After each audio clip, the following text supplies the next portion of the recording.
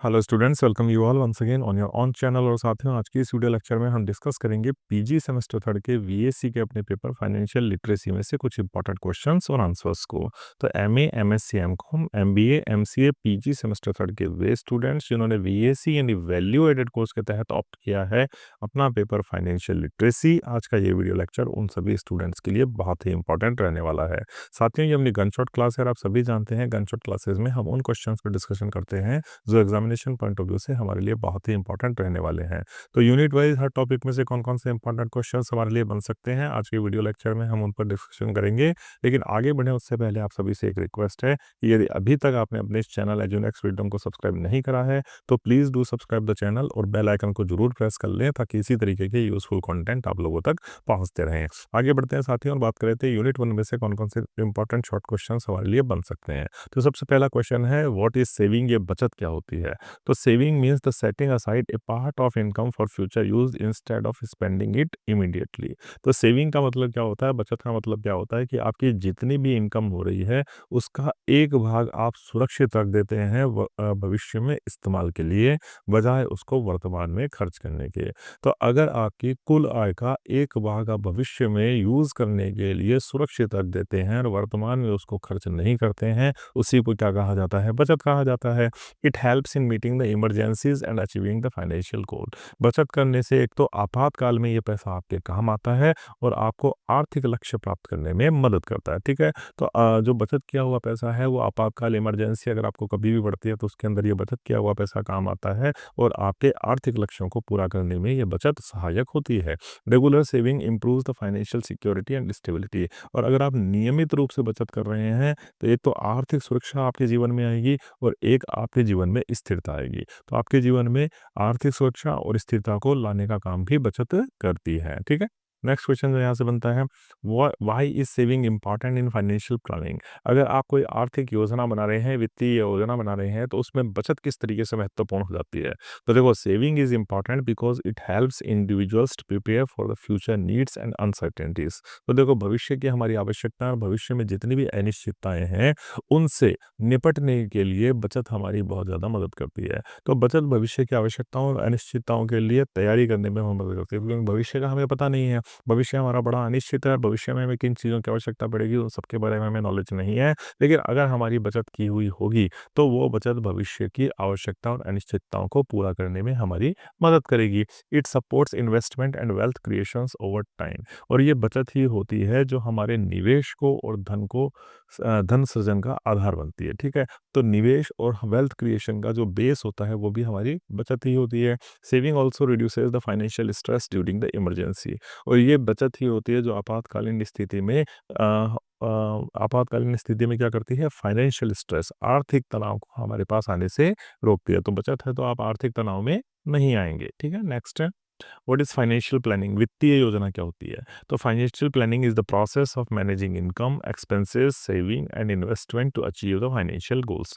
तो वित्तीय योजना आय, व्यय और आपकी बचत और आपका इन्वेस्टमेंट यानी निवेश का सही प्रबंधन करने की प्रक्रिया है। ठीक है, तो आर्थिक योजना से हम क्या कहते हैं? आर्थिक योजना एक प्रोसेस है, एक प्रक्रिया है अपनी आय का, अपने खर्चों का, अपनी बचत का और अपने निवेश का किस तरीके से आप क्या करते हैं? प्रबंधन करते हैं, उसी को हम क्या कहते हैं? आर्थिक या वित्तीय योजना कहते हैं। It helps in proper allocation of the financial resources. और वित्तीय प्रबंधन क्या करता है? आपके आर्थिक संसाधनों के उचित उपयोग में आपकी हेल्प करता है। It ensures long term financial stability.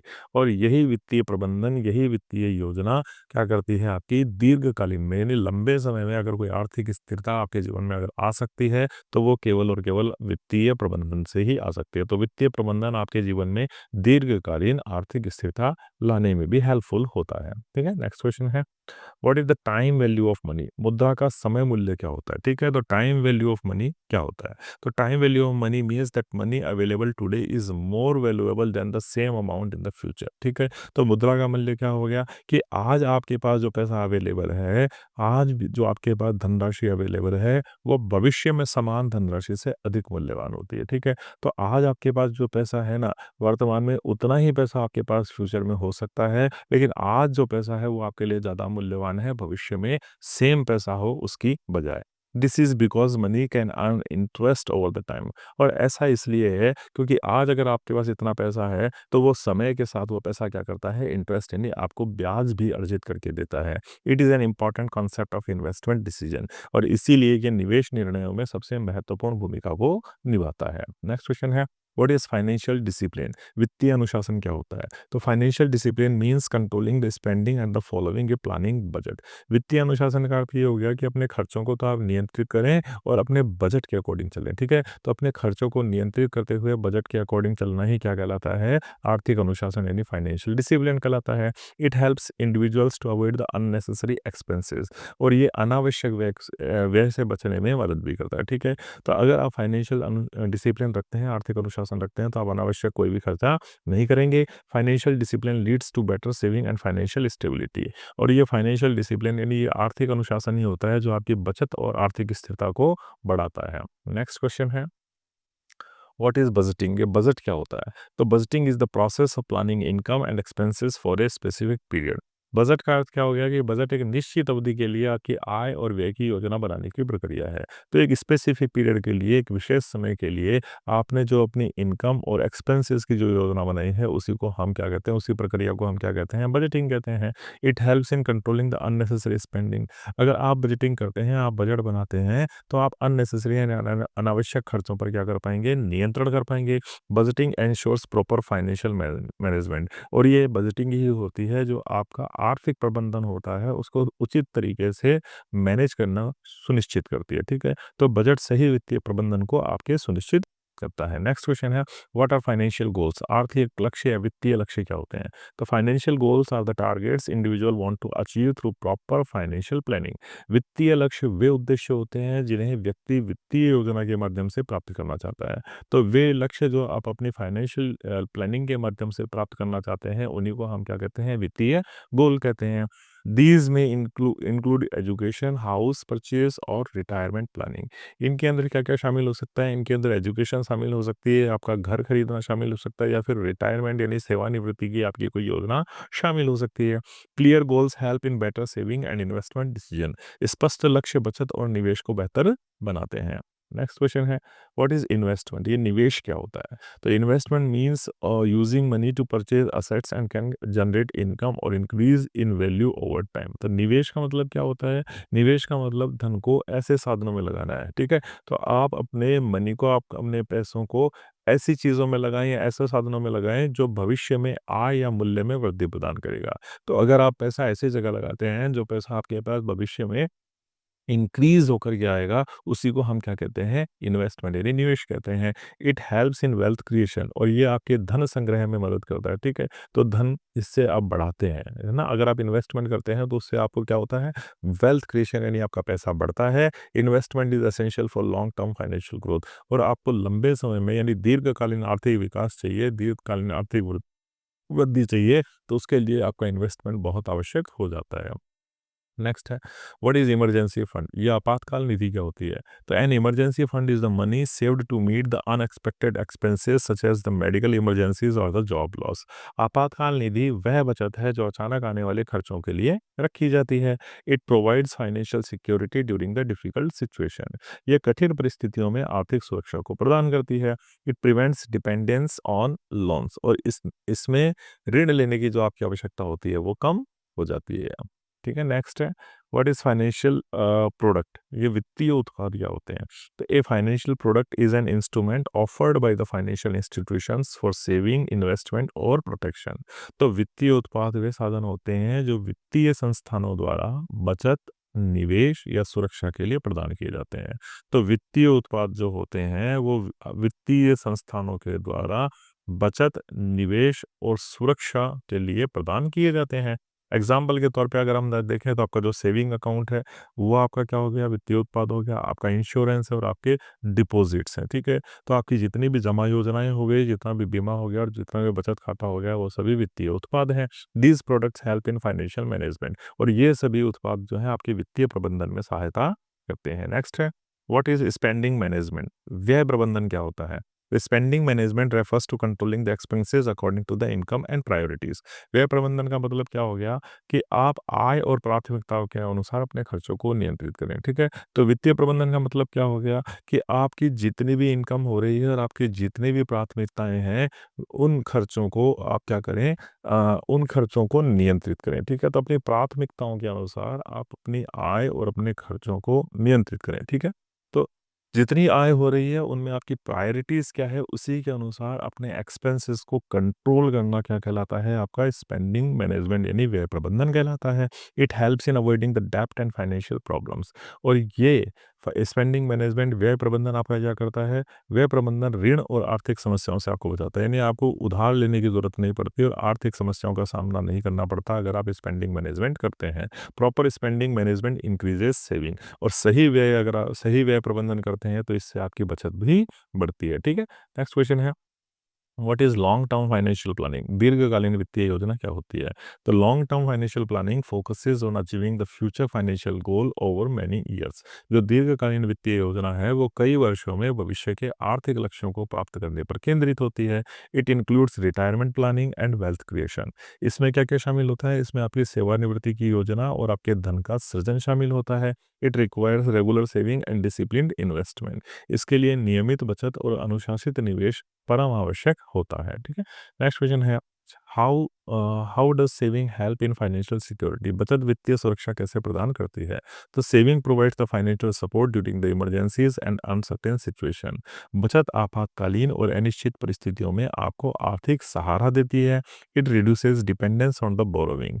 अब ये जो बचत होती है आपको उधार पर निर्भर होने से बचाती है, ठीक है। तो अगर आपके पास बचत है, अगर आपके पास पैसा है तो आप उधार नहीं लेंगे, इसलिए बचत क्या करती है, आपको उधार पे डिपेंडेंसी से बचाती है। Savings help individual to maintain the financial stability and confidence. और अगर आपके पास सेविंग है, अगर किसी भी व्यक्ति ने सेविंग की है, तो एक तो उसके जीवन में आर्थिक स्थिरता आएगी और एक उसके अंदर आत्मविश्वास आपको नजर आएगा, ठीक है। अब कुछ लॉन्ग क्वेश्चन देख लेते हैं जो फर्स्ट यूनिट से हमारे लिए बन सकते हैं। तो सबसे पहला क्वेश्चन है, explain financial planning and discuss its importance in modern life. वित्तीय योजना की व्याख्या कीजिए तथा आधुनिक जीवन में इसके महत्व पर चर्चा कीजिए। वेरी वेरी इंपॉर्टेंट क्वेश्चन है ये, एग्जामिनेशन पॉइंट ऑफ व्यू से नीचे डिटेल में इसको एक्सप्लेन कर दिया गया है। क्या मीनिंग होता है फाइनेंशियल प्लानिंग का, फाइनेंशियल गोल्स को किस तरीके से अचीव करें, किस तरीके से इनकम और एक्सपेंसेस के बीच में एक बैलेंस आप बना सकते हैं, इमरजेंसी के लिए किस तरीके से आप तैयार रहें, किस तरीके से वेल्थ क्रिएशन और फाइनेंशियल सिक्योरिटी आपके बीच में आ सकती है। तो ये सारे पॉइंट्स और सब पॉइंट्स बना करके इन चीज़ों को दे दिया गया है डिटेल में। इन्हीं चीज़ों को अगर एग्जाम में क्वेश्चन आता है तो आपको एक्सटेंड करते हुए लिखना है। सेकंड क्वेश्चन जो यहाँ से बनता है आपके लिए, explain the time value of money and its significance in financial decision. जो मुद्रा के समय के मूल्य की व्याख्या कीजिए तथा वित्तीय निर्णयों में इसके महत्व को स्पष्ट कीजिए। ये भी इंपॉर्टेंट क्वेश्चन है एग्जामिनेशन पॉइंट ऑफ व्यू से। नीचे पॉइंट्स और सब पॉइंट्स बनाते हुए इस इन क्वेश्चंस को एक्सप्लेन कर दिया गया है। एग्जाम में अगर आता है तो आप इन्हीं पॉइंट्स को थोड़ा सा एक्सटेंड करके लिखेंगे। नेक्स्ट क्वेश्चन है, discuss the importance of saving and financial discipline in personal finance. व्यक्तिगत वित्त में बचत और वित्तीय अनुशासन के महत्व पर चर्चा कीजिए। तो ये तीन इंपॉर्टेंट क्वेश्चन थे जो आपके इस यूनिट से बनते हैं और इन क्वेश्चंस के आने की एग्जाम में पूरी पूरी संभावना है। ये पीडीएफ आपके टेलीग्राम चैनल पर अपलोड कर दी जाएगी, वहां से आप इसे डाउनलोड कर सकते हैं। अब चलते हैं यूनिट सेकंड में। यूनिट सेकंड से देख लेते हैं कौन कौन से शॉर्ट क्वेश्चंस हमारे लिए इंपॉर्टेंट बनते हैं। तो सबसे पहला क्वेश्चन है, व्हाट इज बैंकिंग? ये बैंकिंग क्या होती है? तो banking refers to the business of accepting deposits and providing loans and financial services to the customers. Banking का अर्थ धन जमा करना, ऋण देना और वित्तीय सेवाएं प्रदान करता है। तो आप सभी जानते हैं बैंक क्या करता है, एक तो आपके जमा यानी धन को जमा करता है, प्रोवाइडिंग लोन आपको लोन देता है, और फाइनेंशियल सर्विसेज यानी आपको वित्तीय सेवाएं प्रदान करता है। तो बैंक अपने कस्टमर्स की जमा स्वीकारता है, उसको लोन देता है और उसको आर्थिक सेवाएं या वित्तीय सेवाएं देने का काम करता है। Bank help in safe keeping the of money and smooth financial transaction. Bank एक तो आपके धन की सुरक्षा करता है और दूसरा आपके लेन देन जो फाइनेंशियल ट्रांजेक्शन होते हैं ना, वित्तीय लेन देन होते हैं, उनको आसान बनाता है। They plan an important role in economic development. और ये बैंक ही होते हैं जो आर्थिक विकास में महत्वपूर्ण भूमिका निभाते हैं। नेक्स्ट क्वेश्चन है, व्हाट आर बैंकिंग प्रोडक्ट्स? ये बैंकिंग उत्पाद क्या होते हैं? तो banking products are the financial services offered by the banks देखो, जो भी फाइनेंशियल सर्विसेज होती है, जो भी वित्तीय सेवाएँ होती है, जो बैंक के द्वारा ऑफ़र की जाती है अपने कस्टमर्स को, उसी को हम क्या कहते हैं, बैंकिंग उत्पाद कहते हैं। जैसे आपका सेविंग अकाउंट हो गया, आपकी एफडीज़ हो गई, आपके लोन्स हो गए, आपके क्रेडिट कार्ड हो गए, ये सारे के सारे बैंकिंग उत्पाद ही हैं, ठीक है? तो बैंकिंग उत्पाद वे उत्पाद होते हैं जो बैंक अपने कस्टमर्स को ऑफ़र करता है। चाहे आपका सेविंग अकाउंट हो, चाहे आपकी एफडीज़ हो, चाहे आपके लोन्स हो या फिर क्रेडिट कार्ड हो, इन सभी को हम क्या कहेंगे, बैंकिंग उत्पाद कहेंगे। They products these products help customers to manage more efficiently. और बैंक के द्वारा दिए गए ये बैंकिंग उत्पाद ग्राहकों को अपने मनी को मैनेज करने को एफिशिएंट बनाते हैं, ठीक है? तो ग्राहकों के धन प्रबंधन में ये जो है बैंकिंग उत्पाद सहायता करते हैं। They support saving and investment activities. ये बचत और निवेश को बढ़ावा देते हैं। नेक्स्ट है, व्हाट इज़ डिजिटल पेमेंट? ये डिजिटल भुगतान क्या होता है? तो digital payment refers to the financial transactions made electronically without using cash. तो जब भी आप इलेक्ट्रॉनिक माध्यम से अपने लेन-देन को करते हैं और कैश का यूज़ नहीं करते हैं लेन-देन के लिए, उसी को हम क्या कहते हैं, डिजिटल पेमेंट कहते हैं। तो डिजिटल पेमेंट वो प्रोसेस हो गया जिसमें कोई भी कस्टमर या कोई भी व्यक्ति कैश का इस्तेमाल किए बिना इलेक्ट्रॉनिक माध्यम से लेन-देन की प्रक्रिया को करता है। इसके अंदर आपके सभी ऑनलाइन ट्रांज़ैक्शंस आ गए, मोबाइल के थ्रू आपका पेमेंट करना आ गया या फिर कार्ड के थ्रू पेमेंट करना आ गया। तो आपने जब कैश का उपयोग नहीं करा, चाहे वो ऑनलाइन ट्रांज़ैक्शंस हो, चाहे वो मोबाइल के द्वारा किया गया पेमेंट हो या फिर कार्ड के द्वारा किया गया पेमेंट हो, ये सभी डिजिटल पेमेंट कहलाएँगे। Digital payments make transactions fast and convenient. और डिजिटल पेमेंट आपके लेन-देन को तेज़ बनाते हैं और कन्वीनिएंट यानी सुविधाजनक भी बनाते हैं। तो डिजिटल पेमेंट से आप बहुत जल्दी पेमेंट भी कर सकते हैं और आपके लिए बड़ा कन्वीनिएंट भी होता है। नेक्स्ट क्वेश्चन है, व्हाट इज़ डेबिट कार्ड? ये डेबिट कार्ड क्या होता है, ठीक है? तो a debit card allows customers to withdraw money और make payments directly from their bank account. तो एक जो डेबिट कार्ड हो गया वो भी आपका बैंकिंग उत्पाद हो गया। तो डेबिट कार्ड आपकी क्या हेल्प करता है? डेबिट कार्ड आपकी हेल्प करता है कि आप अपने बैंक अकाउंट से डायरेक्टली कोई भी पेमेंट कर पाएँ या पैसा निकाल पाएँ, ठीक है? उसके लिए एक कार्ड बैंक के द्वारा आपको दिया जाता है, उसी को हम डेबिट कार्ड कहते हैं। तो डेबिट कार्ड कस्टमर्स को ये सुविधा देता है कि वो अपने बैंक अकाउंट से डायरेक्टली लेन-देन कर सकते हैं या फिर पैसा निकाल सकते हैं। The amount is deducted immediately from the bank account. और जैसे ही आप डेबिट कार्ड के थ्रू लेन-देन करते हैं या अपना पैसा निकालते हैं, तो तुरंत ही आपके अकाउंट का बैलेंस भी कम हो जाता है, यानी आपके अकाउंट से वो पैसा कट जाता है। It is commonly used for ATM withdrawals and purchases. और डेबिट कार्ड का सामान्यतः इस्तेमाल एटीएम से पैसे निकालने के लिए या फिर खरीदारी करने के लिए किया जाता है।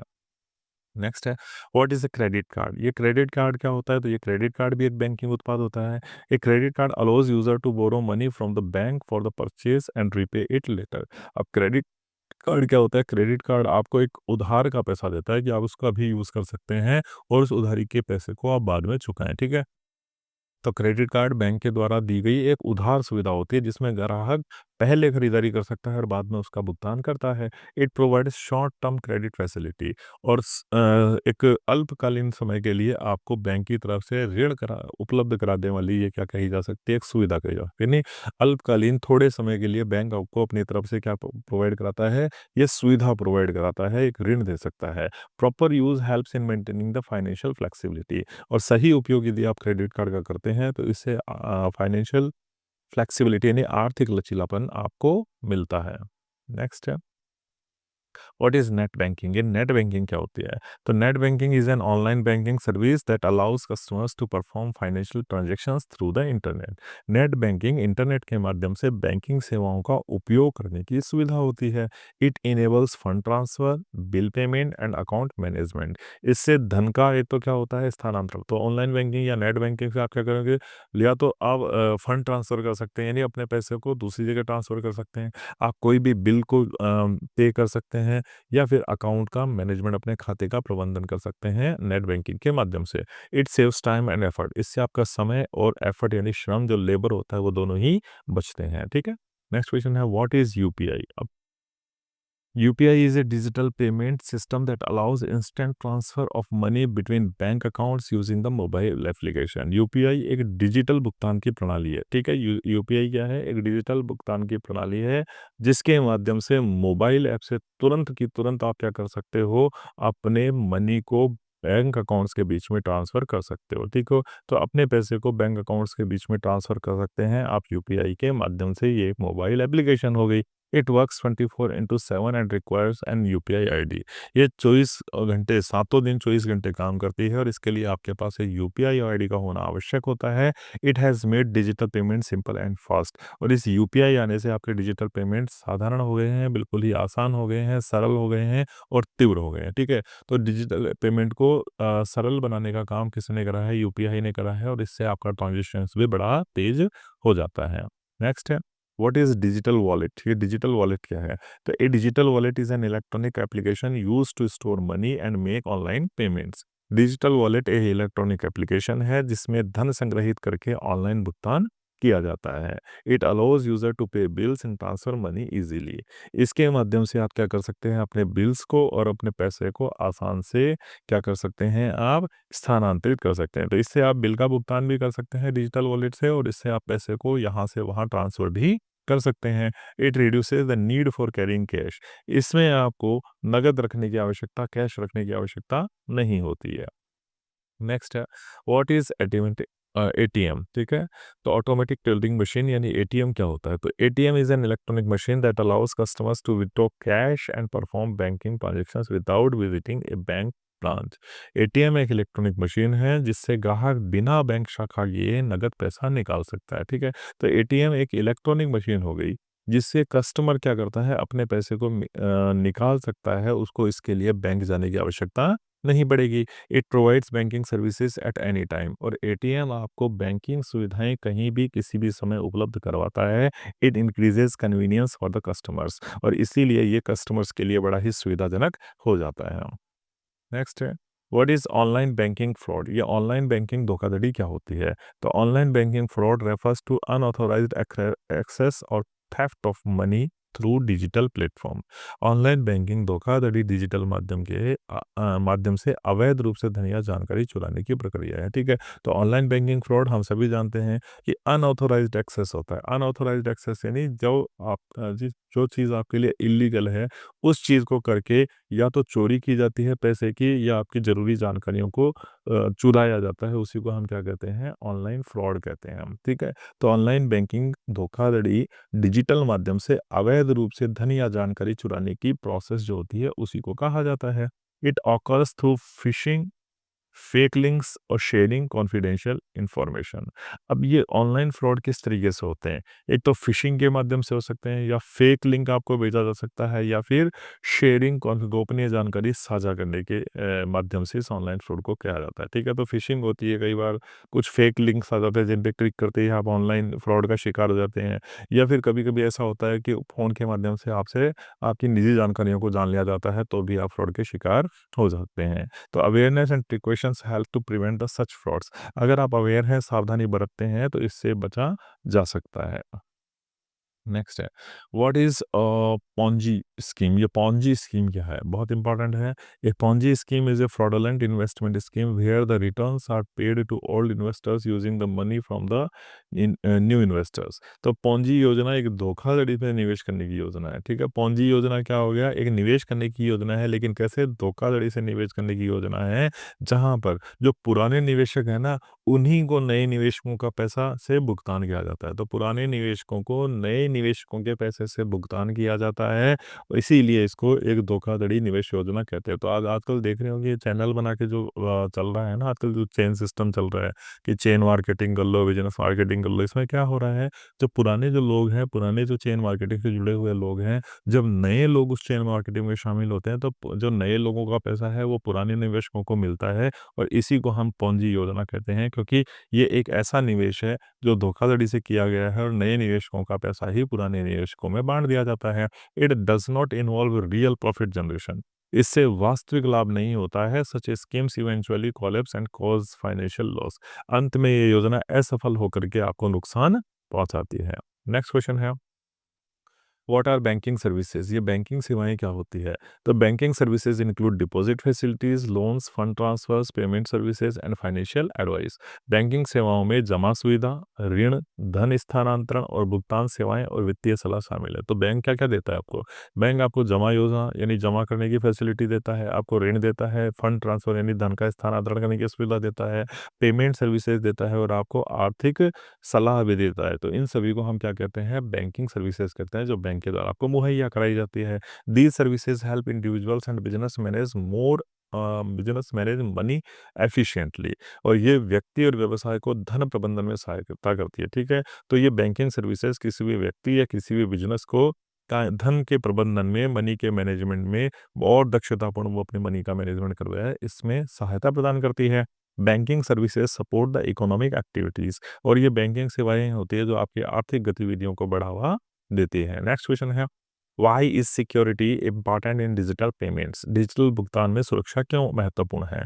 तो security is important to protect money and personal information from cyber frauds. Digital भुगतान में सुरक्षा धन और व्यक्तिगत जानकारी को धोखाधड़ी से बचाने के लिए आवश्यक है। Secure practices prevent unauthorized access to the bank accounts. अगर आप सुरक्षित उपाय करते हैं, सुरक्षा से अपनी ऑनलाइन प्लेटफॉर्म्स को चलाते हैं, तो इससे अनाधिकृत यानी अनऑथोराइज्ड एक्सेस नहीं पहुंच पाता है। ठीक है, तो आपके बैंक अकाउंट तक अनऑथोराइज्ड एक्सेस नहीं पहुंच पाएगा अगर आप सुरक्षा साधनों का उपयोग करते हैं। Awareness ensures safe digital transactions, और इसीलिए डिजिटल प्लेटफॉर्म को लेकर के आपके अंदर जागरूकता होना बहुत ज़रूरी है। आपको ये पता होना चाहिए कि किस किस तरीके से आपके साथ धोखाधड़ी हो सकती है। अगर आपके अंदर अवेयरनेस है तो आप सेफ डिजिटल ट्रांजैक्शन यानी सुरक्षित लेन देन कर सकते हैं। ठीक है, अब देख लेते हैं कौन कौन से लॉन्ग क्वेश्चंस इस यूनिट से हमारे लिए इंपॉर्टेंट बन सकते हैं। सबसे पहला इंपॉर्टेंट क्वेश्चन है, explain banking products and services and discuss their importance in modern economy. Very very important question है, आपके एग्जामिनेशन पॉइंट ऑफ व्यू से इसके आने की पूरी पूरी संभावना है। नीचे पॉइंट्स और सब पॉइंट्स में पूरे क्वेश्चंस को डिस्कशन कर दिया है, एग्जाम में आता है, तो यहीं से आप चीज़ों को अच्छे से समझ करके अपने एग्जाम पेपर में लिख करके आ सकते हैं। सेकंड क्वेश्चन जो यहाँ से इंपॉर्टेंट बनता है, explain the concept of digital payments and describe different models of digital transactions. Digital भुगतान की अवधारणा की व्याख्या कीजिए तथा डिजिटल लेन-देन के विभिन्न माध्यमों का वर्णन कीजिए। ये वेरी इंपॉर्टेंट क्वेश्चन है, एग्जाम में आने की इसकी भी पूरी-पूरी संभावना है। डिजिटल पेमेंट से रिलेटेड ये क्वेश्चन आपके पेपर में देखने को आपको मिल सकता है। और थर्ड क्वेश्चन जो आपके लिए यहाँ से इंपॉर्टेंट बनता है वो है, explain the security measures and the precautions against the online frauds and Ponzi scheme. Very important question है ये भी, कि ऑनलाइन धोखाधड़ी और पोंजी योजनाओं से बचाव के सुरक्षा उपायों की व्याख्या कीजिए। अवेयरनेस को रिलेटेड भी आपके लिए एक डिजिटल ट्रांजेक्शन से रिलेटेड कोई भी क्वेश्चंस आ सकता है। ठीक है, तो ये 3 क्वेश्चन यहाँ से आप लोगों के लिए इंपॉर्टेंट बनते हैं, और ये पीडीएफ जो है अपने टेलीग्राम चैनल पर अपलोड कर दी जाएगी। नीचे डिस्क्रिप्शन बॉक्स में आपको इसका लिंक मिल जाएगा। आप उस डिस्क्रिप्शन बॉक्स के लिंक के थ्रू इसे अपने इस पीडीएफ को आप अपने टेलीग्राम चैनल से अपलोड कर सकते हैं। अब आगे बढ़ते हैं हमारे पेपर की यूनिट थर्ड पर, और देख लेते हैं यूनिट थर्ड से कौन कौन से शॉर्ट क्वेश्चंस हमारे लिए इंपॉर्टेंट हो सकते हैं। तो सबसे पहला इंपॉर्टेंट क्वेश्चन है, व्हाट इज इन्वेस्टमेंट? ये निवेश क्या होता है? तो investment means using money in financial assets with the expecting of earning income और प्रॉफिट इन द फ्यूचर। ठीक है, निवेश का अर्थ क्या हो गया? निवेश का अर्थ ये हो गया कि आप अपने पैसे को, आप अपने धन को ऐसे साधनों में, ऐसे फाइनेंशियल एसेट्स के अंदर लगाते हैं जहां से भविष्य में आपको इनकम या लाभ प्राप्त होगा। यानी पैसे को ऐसी जगह लगाना है, ऐसी जगह निवेश करना जहां पर भविष्य में हमें उस पैसे से आय होगी या फिर लाभ होगा, उसी को हम निवेश यानी इन्वेस्टमेंट कहते हैं। It helps in increasing wealth over time, और निवेश करने से समय के साथ में आपके धन में वृद्धि होती है। Investment is essential for achieving the long term financial goals, और लंबे समय में यानी दीर्घकालीन आर्थिक लक्ष्यों को यदि आपको प्राप्त करना है तो उसके लिए आपका निवेश जो है वो अति आवश्यक हो जाता है। ठीक है, नेक्स्ट है, व्हाट इज इन्वेस्टमेंट प्लानिंग? ये निवेश योजना क्या होती है? तो investment planning is the process of selecting suitable investment options according to the financial goal and risk capacity. निवेश योजना वित्तीय लक्ष्यों और जोखिम क्षमता के अनुसार निवेश विकल्पों का चयन करने की प्रक्रिया होती है। ठीक है, तो इन्वेस्टमेंट प्लानिंग क्या हो गई? आपकी निवेश योजना क्या हो गई? भैया आप select suitable investment options according to the financial goals and the risk capacity. आपकी रिस्क यानी जोखिम लेने की क्षमता क्या है और आपकी आर्थिक लक्ष्य क्या है, इनको ध्यान में रखते हुए जब आप एक निवेश के सही विकल्प का चुनाव करते हैं, इसी को हम क्या कहते हैं? निवेश योजना कहते हैं। It helps in proper allocation of funds, ये धन के सही उपयोग में आपकी सहायता करती है। And proper planning ensures better financial return, और आप सही इन्वेस्टमेंट प्लानिंग करते हैं तो इससे आपके जो फाइनेंशियल रिटर्न्स हैं, जो आपके आर्थिक जो पैसा, आर्थिक रूप से जो पैसा आपका बनेगा वो भी क्या बनेगा?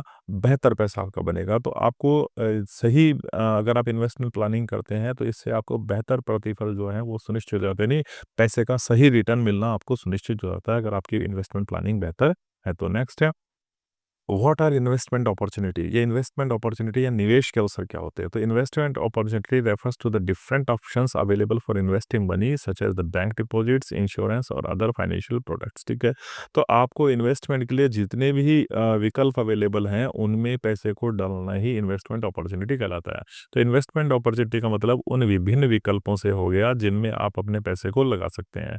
तो आप जिन जिन चीज़ों में अपने पैसे को लगा सकते हैं वो सारे के सारे क्या हो गए, आपके फाइनेंशियल विकल्प हो गए, और उन्हीं में पैसे लगाने को इन्वेस्टमेंट अपॉर्चुनिटी कहते हैं। ठीक है, तो निवेश में के अवसर में वे विभिन्न विकल्प हैं जिनमें धन लगाया जा सकता है। इनमें चाहे बैंक में आप जमा कर लो, चाहे आप बीमा करा लो, या फिर कोई अन्य वित्तीय उत्पाद आप ले सकते हैं। These options help in wealth creation, इन इन विकल्पों से आपके धन में वृद्धि होती है। And selection depends on risk and return expectation, और सही विकल्प का चुनाव किस चीज़ पर निर्भर करता है कि आपकी रिस्क लेने की कैपेसिटी क्या है और आप किस तरीके का रिटर्न जो है वो एक्सपेक्ट कर रहे हैं। नेक्स्ट क्वेश्चन जो यहाँ से बनता है, what is risk in investment, निवेश में जोखिम क्या होता है? तो investment risk refers to the response possibility of the loss और lower returns from an investment. देखो, अब ये निवेश का रिस्क या जोखिम क्या होता है? तो निवेश के जोखिम का अर्थ ये हो गया कि भैया आपने जिस भी चीज़ के अंदर निवेश किया है, संभावना बनती है कि वहाँ पर आपको उस निवेश का लॉस भी हो सकता है या आपके जो रिटर्न है वो लोअर भी हो सकते हैं। तो जब निवेश में इस चीज़ की संभावना रहती है कि आपका पैसा या तो लॉस हो सकता है या फिर उससे मिलने वाला रिटर्न कम हो सकता है, उसी को हम क्या कहते हैं? इन्वेस्टमेंट रिस्क कहते हैं। ठीक है? Different investment carry different levels of risk, तो अलग अलग प्रकार के निवेशों में अलग अलग प्रकार का जोखिम होता है। Understanding risk help them making better financial decision, इसीलिए जोखिम की समझ सही वित्तीय निर्णय लेने में हमारे सहायक होती है। नेक्स्ट है, what is return on investment, निवेश पर प्रतिफल क्या होता है? तो return on investment is the income और the profit earn from the investment over a period of time. जब आपने किसी चीज़ के अंदर निवेश किया है और एक समय बाद में उसके ऊपर अगर आपको कोई लाभ होता है तो उसी को हम क्या कहते हैं? Return on investment. तो एक निवेश किए गए धन के ऊपर एक समय बाद में होने वाले लाभ को हम क्या कहेंगे? रिटर्न ऑन इन्वेस्टमेंट कहेंगे। It indicates the performance of an investment, और ये निवेश के आपके प्रदर्शन को दर्शाता है कि किस तरीके से निवेश की हुई गई चीज़ें अपने प्रदर्शन को कर रही है। Higher returns generally involve higher risk, पर अगर आप हायर रिटर्न चाहते हैं, अगर आप उच्च लाभ चाहते हैं, तो इसके अंदर उच्च जोखिम भी शामिल होता है। ठीक है, नेक्स्ट है, व्हाट इज इंश्योरेंस, ये बीमा क्या होता है? Insurance is a financial arrangement that provides protection against the financial loss और रिस्क। बीमा एक वित्तीय व्यवस्था है जो जोखिम या हानि से सुरक्षा प्रदान करती है। The insured person pays a premium to the insurance company, जिस व्यक्ति ने अपना बीमा कराया है वो बीमा कंपनी को एक प्रीमियम के रूप में पैसा अदा करता है। It provides financial security during the unexpected events, और जीवन हमारा अनिश्चितताओं से भरा हुआ है, तो उन्हीं अनिश्चित परिस्थितियों से आर्थिक सुरक्षा प्रदान करने का काम हमें कौन करता है? हमारा इंश्योरेंस करता है। नेक्स्ट है, व्हाट इज लाइफ इंश्योरेंस, ये जीवन बीमा क्या होता है? तो life insurance is a contract that provides financial supports to family and the insured person in case of death. जीवन बीमा क्या हो गया? जीवन बीमा एक कॉन्ट्रैक्ट है, जीवन बीमा एक अनुबंध होता है जिसमें बीमित व्यक्ति अगर की मृत्यु हो जाती है तो उसके परिवार को आर्थिक सहायता मिलती है। तो ये जो लाइफ इंश्योरेंस जीवन बीमा होता है वो एक क्या हो गया आपका? एक आपका अनुबंध हो गया जो आपने बीमा कंपनी के साथ करा है। इसमें जिस व्यक्ति का बीमा हुआ है अगर उसकी मौत हो जाती है तो उसके परिवार को क्या मिलता है? फाइनेंशियल सपोर्ट, यानी आर्थिक सहायता मिलती है। It ensures financial protection for dependents, इससे क्या होता है? जो आपके ऊपर आश्रित हैं, जो बीमित व्यक्ति के ऊपर आश्रित हैं, उनको उनको फाइनेंशियल प्रोटेक्शन यानी आर्थिक सुरक्षा मिलती है। It is an important part of financial financial planning, और यह वित्तीय आपकी जो वित्तीय योजना आप बना रहे हो उसका एक महत्वपूर्ण भाग माना जाता है। नेक्स्ट है, what is non life insurance, ये सामान्य बीमा क्या होता है? तो non life insurance provides protection against the losses related to the property, health और एक्सीडेंट्स। देखो, अब जो सामान्य बीमा होता है जिसको हम जीवन बीमा नहीं कहते, जो सामान्य बीमा होता है वो आपको क्या करता है? आपको किसी भी प्रकार की हानि, चाहे वो हानि आपकी प्रॉपर्टी से रिलेटेड हो, स्वास्थ्य से रिलेटेड हो या दुर्घटना से रिलेटेड हो, उन हानियों के से होने वाली जो आपकी कष्ट है, जो आपकी लॉस है, उसके विरुद्ध प्रोटेक्शन देने का काम करता है। ठीक है? तो सामान्य बीमा आपकी जो संपत्ति हो गई, स्वास्थ्य हो गई या दुर्घटना से होने वाली हानि होती है, उसके विरुद्ध आपको सुरक्षा प्रदान करता है। इट इंक्लूड्स मेडिकल, व्हीकल और प्रॉपर्टी इंश्योरेंस। अब देखो सामान्य बीमा कैसा होता है, अपने हेल्थ का करा लिया मेडिकल बीमा, आपने अपने वाहन का बीमा करा लिया या फिर आपने अपनी प्रॉपर्टी यानी संपत्ति का बीमा करा लिया, तो इन सभी को हम क्या कहेंगे, नॉन लाइफ इंश्योरेंस कहेंगे। अगर भविष्य में हमारी हेल्थ खराब होती है, हमारे वाहन भी को कोई डैमेज हो जाता है या हमारी संपत्ति पर कोई आँच आ जाती है, तो इस सामान्य बीमा के थ्रू हमें आर्थिक सुरक्षा प्रदान होती है। It helps reduce financial burden during the unexpected losses. और इसीलिए ये सामान्य बीमा अचानक होने वाले नुकसान से हमारे जो आर्थिक बर्डन है, आर्थिक भार जो है उसको कम करता है। नेक्स्ट है, व्हाट इज मेडिकल इंश्योरेंस? ये स्वास्थ्य बीमा क्या होता है या चिकित्सा बीमा क्या होता है? तो medical insurance covers the medical expenses including incurred due to the illness और द एक्सीडेंट। चिकित्सा बीमा क्या हो गया, कोई भी बीमारी या दुर्घटना के कारण अगर आपके इलाज में किसी भी प्रकार का कोई खर्च आ जाता है, तो उस चीज़ को कवर करने का काम कौन करेगा? आपका मेडिकल इंश्योरेंस करेगा। तो आपकी बीमारी या आपकी दुर्घटना के कारण जो भी खर्चा जनरेट होता है, जब बीमा कंपनी उसको वहन करती है, तो उसी को हम मेडिकल इंश्योरेंस कहते हैं। It reduces the financial burden of hospitalization and treatment. इससे क्या होता है, अस्पताल और आपके उपचार पर जितना भी खर्चा लग रहा है ना, उसका भार आपके ऊपर से कम हो जाता है, क्योंकि आपने मेडिकल इंश्योरेंस कराया हुआ था। अब आपने मेडिकल इंश्योरेंस कराया हुआ है, तो आप अगर बीमार हो गए, आपकी अगर कोई दुर्घटना में आप घायल हो गए, तो वो सारा का सारा कवरेज आपको बीमा कंपनी देती है। तो आपके हॉस्पिटलाइजेशन और आपके उपचार का जितना भी खर्चा लग रहा है, उसका आर्थिक भार आप पे नहीं आता, बल्कि वो बीमा कंपनी पे चला जाता है। It ensure access to the better health care services. और इससे बेहतर स्वास्थ्य सेवाएं जो है वो सुनिश्चित होती है। नेक्स्ट है, what is financial product in investment? निवेश में वित्तीय उत्पाद क्या होता है? तो ये financial product in investment refers to the instrument such as the deposits, insurance policies and other investment schemes. तो निवेश में वित्तीय उत्पाद वे साधन हो गए जैसे जमा योजनाएं, बीमा पॉलिसी और आपकी अन्य निवेश योजनाएं। ठीक है, तो वित्तीय उत्पाद उत्पाद कौन से हो गए आपके? वित्तीय उत्पाद निवास निवेश करने के लिए आपको कोई ना कोई वित्तीय उत्पाद तो चाहिए। तो निवेश के लिए वित्तीय उत्पाद क्या हो गए? आप या तो जमा करेंगे या इंश्योरेंस पॉलिसी को लेंगे या कोई कोई भी अदर इन्वेस्टमेंट स्कीम है उसके अंदर अपने पैसे को लगाएंगे, तो उन्हीं को हम क्या कहते हैं? इन्वेस्टमेंट के लिए फाइनेंशियल प्रोडक्ट यानी आर्थिक उत्पाद कहते हैं, वित्तीय उत्पाद कहते हैं। These products help in saving and wealth creation. और ये जो आपके फाइनेंशियल प्रोडक्ट होते हैं, वित्तीय उत्पाद होते हैं, ये आपकी बचत और आपके धन सृजन को बढ़ावा देते हैं। They are selected based on the risk and return. और इन आर्थिक उत्पादों का चयन या वित्तीय उत्पादों का चयन आप अपने रिस्क और इनसे मिलने वाले प्रतिफल के आधार पे करते हैं, यानी आपको रिटर्न क्या मिलेगा और कितना जोखिम इस निवेश में है, उसके अकॉर्डिंग आपका चुनाव आप करते हैं। नेक्स्ट है, what is diversification in investment? निवेश में विविधीकरण क्या होता है? तो diversification means investing money in different assets to reduce risk. देखो, अब पैसा आपने एक ही जगह नहीं लगाया, आपने अलग अलग जगह उस पैसे को इन्वेस्टमेंट कर दिया ताकि आपका जोखिम कम हो सके। ठीक है, हो सकता है आप एक ही जगह पैसा लगाते और वो पैसा आपका डूब जाता, तो वो सारा का सारा लॉस आपको अकेले को हो जाता। लेकिन आपने क्या करा, अपने पूरे के पूरे पैसे को डाइवर्स कर दिया, आपका पोर्टफोलियो डाइवर्सिफाइड बना लिया। आपने उस पैसे को एक जगह इन्वेस्टमेंट नहीं करके अलग-अलग जगह इन्वेस्टमेंट करा, तो अगर कोई फंड आपका कम भी हो रहा है, तो दूसरी जगह वो फंड आपका इंक्रीज़ भी हो जाता है। तो इस तरीके से आप जब अलग-अलग जगह अपने पैसे को इन्वेस्टमेंट करते हैं, तो इसी को क्या कहते हैं? इन्वेस्टमेंट में डाइवर्सिफिकेशन यानी विविधीकरण कहते हैं। It helps in balancing the loss and gains. इससे जोखिम को कम किया जा सकता है, ठीक है? इससे हानि और लाभ जो होते हैं, उनके बीच में एक बैलेंस बना रहता है, यानी आपके लॉस और गेन्स के बीच में एक बैलेंस बना रहता है, एक संतुलन बना रहता है। Diversification improves the investment safety.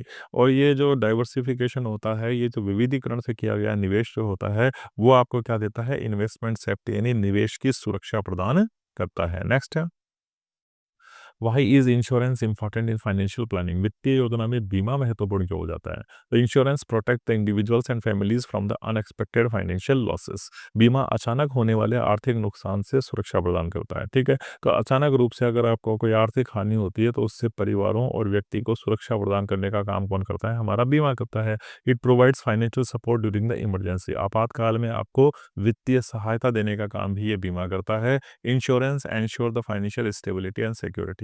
और ये बीमा ही होता है जो आपको आर्थिक सुरक्षा और आर्थिक स्थिरता प्रदान करता है। ठीक है, नेक्स्ट क्वेश्चन है, व्हाट इज इन्वेस्टमेंट मैनेजमेंट? निवेश प्रबंधन क्या होता है? तो investment management refers to managing investment assets to achieve financial goals effectively. निवेश प्रबंधन का अर्थ निवेशों का सही प्रबंधन करना है ताकि वित्तीय लक्ष्यों को प्राप्त कर सकें। ठीक है, तो निवेश प्रबंधन क्या हो गया? निवेश को सही तरीके से प्रबंधित करना ताकि आप अपने फाइनेंशियल गोल्स को आसानी से प्राप्त कर पाएँ। It includes planning. अब इसमें क्या होता है, निवेश मैनेजमेंट में प्लानिंग शामिल होती है, मॉनिटरिंग मॉनिटरिंग यानी उसकी निगरानी करना, एंड रिव्यूइंग स्टेटमेंट और उसकी समीक्षा करना। तो आपने जो भी इन्वेस्टमेंट किया है उसकी प्लानिंग करें, उसकी निगरानी करें और उसकी समीक्षा करना, इन सब के अंदर शामिल होता है किसमें? इन्वेस्टमेंट मैनेजमेंट में। Proper management helps in maximizing returns and minimizing risk. और आप सही प्रबंधन करते हैं तो इससे आपका प्रतिफल तो बढ़ जाता है और जोखिम है, रिस्क जो है वो आपका कम हो जाता है। अब देख लेते हैं कौन-कौन से लॉन्ग क्वेश्चंस हमारे इस थर्ड यूनिट से बनते हैं। तो सबसे पहला क्वेश्चन है, explain investment planning and discuss its importance in financial management. निवेश योजना की व्याख्या कीजिए तथा वित्तीय प्रबंधन में इसके महत्व को स्पष्ट कीजिए। इंपॉर्टेंट क्वेश्चन है जो यहाँ से बनता है, इसको पॉइंट्स और सब पॉइंट्स में नीचे डिस्कस कर दिया गया है डिटेल में। अगर आप हिंदी मीडियम के, इंग्लिश मीडियम के हैं तो दोनों स्टूडेंट्स के लिए इंपॉर्टेंट रहने वाला है। सेकंड क्वेश्चन है, explain the insurance planning and discuss the different types of insurance. बीमा योजना की व्याख्या कीजिए तथा बीमा के विभिन्न प्रकारों का वर्णन कीजिए। ये भी इंपॉर्टेंट क्वेश्चन है कि आपको इंश्योरेंस किस टाइप का होता है, कितने टाइप का होता है, इंश्योरेंस क्या होता है, वो चीज़ आपको पता होनी चाहिए। तो नीचे आपको बता दिया गया है कि कितने प्रकार के आपके बीमा हो सकते हैं और उनके क्या-क्या फ़ायदा हो सकता है। नेक्स्ट है, discuss investment opportunities and explain the importance of diversification of in investment. निवेश के अवसरों पर चर्चा कीजिए तथा निवेश के विविधीकरण के महत्व को स्पष्ट कीजिए। तो ये तीन इंपॉर्टेंट क्वेश्चंस हैं जो आपके इस यूनिट से बनते हैं, जिनको पॉइंट्स और सब पॉइंट्स के साथ इस पीडीएफ में अपन ने एक्सप्लेन कर दिया है। अगर आपको एग्जाम में इनमें से कोई क्वेश्चन मिलता है तो इन्हीं चीज़ को एक्सटेंड करते हुए आपको लिख करके आना है। आगे बढ़ते हैं और बात कर लेते हैं यूनिट 4 में से कौन कौन से शॉर्ट क्वेश्चन हमारे लिए बनते हैं। तो सबसे पहला क्वेश्चन है, व्हाट इज टैक्स? ये टैक्स क्या होता है, ये कर क्या होता है? तो tax is a compulsory financial charge imposed by the government on the individuals and organization. कर सरकार के द्वारा व्यक्तियों और संगठनों पर लगाया जाने वाला एक आर्थिक शुल्क होता है। ठीक है, तो जो गवर्नमेंट होती है आपकी, वो किसी व्यक्ति पर या संस्थाओं पर अनिवार्य रूप से एक फाइनेंशियल चार्ज यानी आर्थिक शुल्क वसूल करती है। उसी को हम क्या कहते हैं? टैक्स कहते हैं। It is used for public welfare and development activities. और आपके द्वारा या गवर्नमेंट के द्वारा लिया गया जो टैक्स होता है वो जनता के कल्याण के लिए और विकास की योजनाओं के लिए यूज़ किया जाता है। तो विकास कार्यों के लिए और जन कल्याण के लिए इस टैक्स का यूज़ किया जाता है। Taxes are an important source of government revenue. और ये कर ही होता है जो सरकार की आय का महत्वपूर्ण स्रोत होता है। नेक्स्ट है, व्हाट इज पर्सनल टैक्स? व्यक्तिगत कर क्या होता है? तो personal tax refers to the tax paid by the individuals on their income. जब कोई व्यक्ति अपनी आय के आधार पर टैक्स को पे करता है तो उसी को हम क्या कहते हैं? व्यक्तिगत कर कहते हैं। It is calculated based on the income earned during a financial year.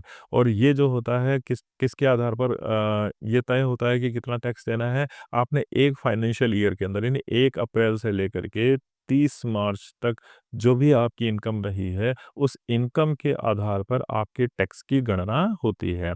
Personal tax contributes to the national development. और ये व्यक्तिगत कर ही होता है जो आपके नेशनल डेवलपमेंट यानी राष्ट्रीय विकास में योगदान देता है। नेक्स्ट है, व्हाट इज इनकम टैक्स? ये आय पे लगने वाला कर यानी आयकर क्या होता है?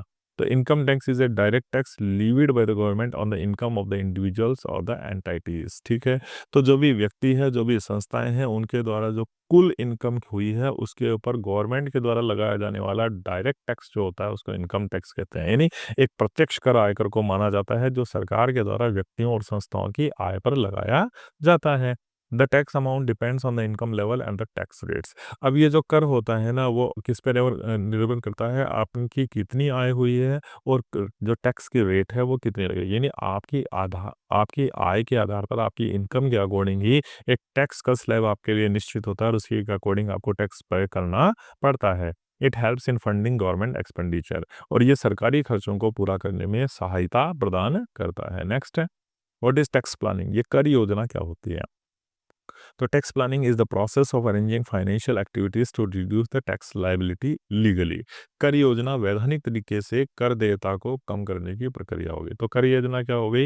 एक लीगली, एक कानूनी तरीके से जो कर देयता को कम करने की प्रक्रिया है।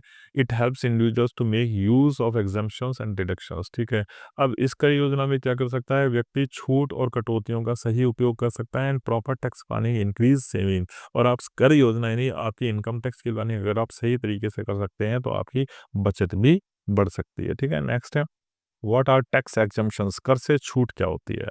तो tax exemptions are the income और the financial benefits that are not included in the taxable income, ठीक है।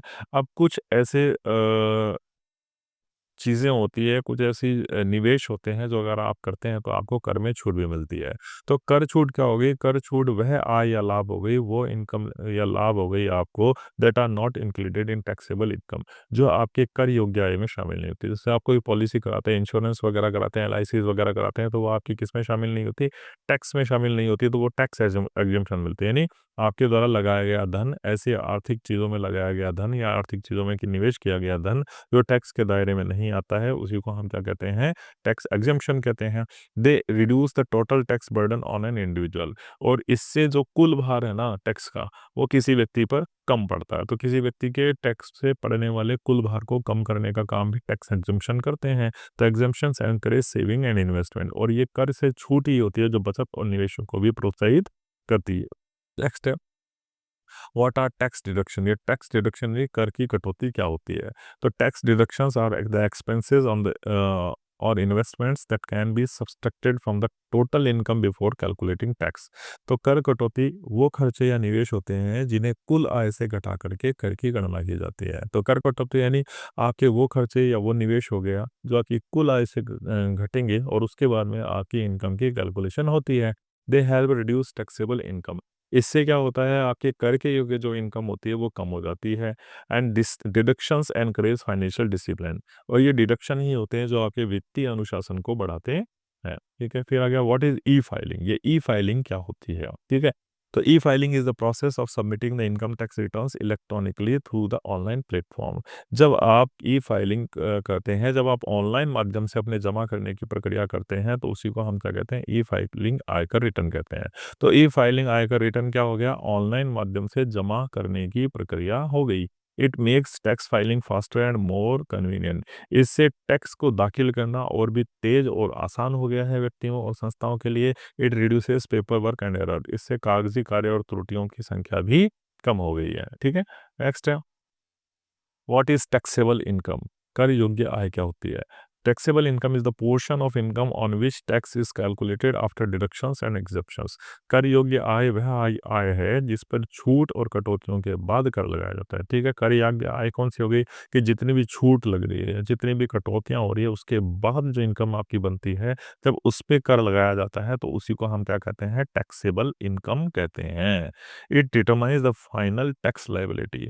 इससे अंतिम कर देयता का निर्धारण होता है। Proper calculations help in correct tax payments, और सही गणना से उचित कर का भुगतान होता है। नेक्स्ट है व्हाट इज फाइनेंशियल ईयर। ये फाइनेंशियल ईयर क्या होता है, यानी वित्तीय वर्ष क्या होता है, ठीक है। तो financial year is a period of 12 months use to calculating and tax purpose, ठीक है। जब वित्तीय वर्ष जो होता है, वित्तीय उद्देश्य से लेखांकन और कर के उद्देश्यों के लिए उपयोग की जाने वाली 12 महीने की अवधि होती है। तो 12 महीने की अवधि होती है जिसके आधार पर आपकी आय की गणना की जाती है, आपके व्यय की गणना की जाती है और कर कटौतियों की गणना की जाती है। उसी को हम क्या कहते हैं? फाइनेंशियल ईयर यानी वित्तीय वर्ष कहते हैं। और भारत में अगर हम बात करें तो ये 1 अप्रैल से शुरू होकर के 31 मार्च तक चलता है, ठीक है। तो 1 अप्रैल से लेकर के 31 मार्च तक आपका क्या हो गया? वित्तीय वर्ष हो गया। Income earned during this period is taxed, और इसी अवधि के दौरान आपने जो भी आय करी है उसी के ऊपर टैक्स लगता है, ठीक है। नेक्स्ट है व्हाट इज असेसमेंट ईयर। ये असेसमेंट ईयर यानी आकलन वर्ष क्या होता है? तो assessment year is the year of the following year following the financial year in which income is accessed and the taxes. आकलन वर्ष वह वर्ष होता है जिसमें पिछले वित्तीय वर्ष की आय का आकलन करके कर को लगाया जाता है। यानी पिछले वित्तीय वर्ष में हमने क्या आय करी है उसकी गणना करके जब आपके ऊपर कर लगाया जाता है, उसी को हम क्या कहते हैं? असेसमेंट ईयर यानी आकलन वर्ष कहते हैं। Tax returns are filed in this period. इसी अवधि में आयकर रिटर्न भरा जाता है। It is important for tax income calculation, और ये जो होता है ये कर निर्धारण के लिए बड़ा महत्वपूर्ण हो जाता है। नेक्स्ट है why is tax planning important. ये जो वित्तीय कर योजना है ये महत्वपूर्ण क्यों हो जाती है, यानी कर योजना महत्वपूर्ण क्यों है? तो tax planning helps in reducing the tax burden legally and increase saving. अगर आप सही कर योजना बनाते हैं, यानी आप सही तरीके से अपने कर की प्लानिंग करते हैं कि कहाँ मुझे छूट चाहिए, कहाँ ऐसा निवेश करूँ जिससे मेरे पे टैक्स नहीं लग पाए, तो इससे लीगल रूप से आप वैधानिक रूप से अपने कर के भार को कम कर सकते हैं ना। तो आपने निवेश भी कर दिया, उस पे टैक्स भी नहीं लग गया और लीगली रूप से आपने क्या कर दिया? अपने कर का जो बर्डन आया उसको आपने कम कर दिया। It encourages investment. आपने निवेश कर दिया इसलिए निवेश को इससे बढ़ावा मिलता है और एक आर्थिक अनुशासन को बढ़ावा मिलता है। Proper planning ensures better financial management. और आप एक सही कार्य योजना बनाते हैं तो इससे आपका बेहतर वित्तीय प्रबंधन है वो भी सुनिश्चित हो जाता है। ठीक है, नेक्स्ट है व्हाट इज टैक्स लायबिलिटी। ये कर देयता क्या होती है? तो tax liability refers to the total amount of the tax an individual is required to pay to the government.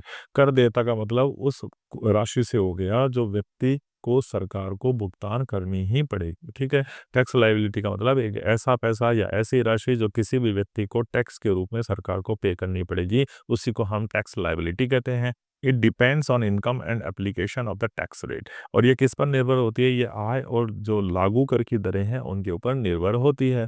Proper calculations avoid penalties. और आप सही सही रूप से कर का जब ये फॉर्म फिल करते हैं उस समय अगर आप सही सही अपने कर की गणना कर लेते हैं कि सही आपको टैक्स कितना देना है, तो इससे आप पेनल्टी से बच सकते हैं। ठीक है, नेक्स्ट है what is importance of e filing. E filing का महत्व क्या है? तो e filing saves time and allows tax payer to file returns from anywhere. E filing से एक तो जो है टैक्स पे करने वाले व्यक्ति का बहुत सारा समय बचता है और एक वो कहीं से भी अपने टैक्स को पे कर सकता है ना, कहीं से भी वो इनकम टैक्स की रिटर्न को भर सकता है। तो इससे उसका बहुत सारा समय बचता है और बहुत सारा उसका पैसा बचता है और वो कहीं से भी अपने टैक्स को फाइल कर सकता है। It improves accuracy and transparency in tax filing. इससे पारदर्शिता और सटीकता बढ़ती है। It also provides quick processing and refunds. इससे रिफंड की प्रक्रिया भी बहुत तेज बन जाती है। ठीक है, तो ये कुछ शॉर्ट क्वेश्चन थे हमारे यूनिट 4 से। अब देख लेते हैं कौन कौन से लॉन्ग क्वेश्चन हमारे लिए यहाँ से बनते हैं। सबसे पहला क्वेश्चन है explain the basic tax structure in India for personal taxation. Bharat में व्यक्तिगत कराधान की मूल कर की संरचना की व्याख्या कीजिए। ठीक है, तो व्यक्तिगत कर किस तरीके से लगाया जाता है, उसकी संरचना क्या है, ये बहुत इंपॉर्टेंट क्वेश्चन है आपका। नीचे बता दिया है पर्सनल टैक्स क्या होता है, टाइप्स ऑफ टैक्स क्या होता है, इनकम स्लैब्स और टैक्स रिटर्न्स क्या होते हैं, इन सबको डिटेल में नीचे एक्सप्लेन कर दिया गया है। नेक्स्ट क्वेश्चन जो यहाँ से आपके लिए इंपॉर्टेंट बनता है वो बनता है explain the aspects of the personal tax planning and its importance. व्यक्तिगत कर योजना के पहलुओं तथा उसके महत्व की व्याख्या कीजिए। तो डिटेलिंग में इस चीज़ को भी यहाँ पर एक्सप्लेन कर दिया गया है। The third question which is important from this unit is explain the exemptions deductions and the process of e filing of income tax returns. कर छूट, कर कटौती तथा आयकर रिटर्न की ई फाइलिंग प्रक्रिया की व्याख्या कीजिए। तो ये 3 क्वेश्चन हैं जो आपके इस यूनिट से बड़े इंपॉर्टेंट बन सकते हैं। इनको डिटेल में पॉइंट्स और सब पॉइंट्स के साथ इस पीडीएफ में समझा दिया गया है। ये पीडीएफ आपके टेलीग्राम चैनल पर अपलोड हो जाएगी। उस टेलीग्राम चैनल से आप इसको डाउनलोड कर सकते हैं। नीचे डिस्क्रिप्शन बॉक्स में आपको उसका लिंक मिल जाएगा। तो यहीं पे आकर के पेपर जो है पूरा डिस्कशन इसके ऊपर हो गया है। एग्जाम पॉइंट ऑफ व्यू से कौन कौन से इसमें इंपॉर्टेंट क्वेश्चन आप लोगों के लिए बन सकते हैं। आप सभी का देखने के लिए बहुत बहुत धन्यवाद। लाइक करिएगा, शेयर करिएगा, सब्सक्राइब जरूर करिएगा, अपने फ्रेंड्स में जरूर सर्कुलेट करें ताकि वो भी इसका बेनिफिट ले पाएँ। मिलते हैं जल्दी ही आपसे नेक्स्ट वीडियो में, तब तक के लिए bye, take care, see you.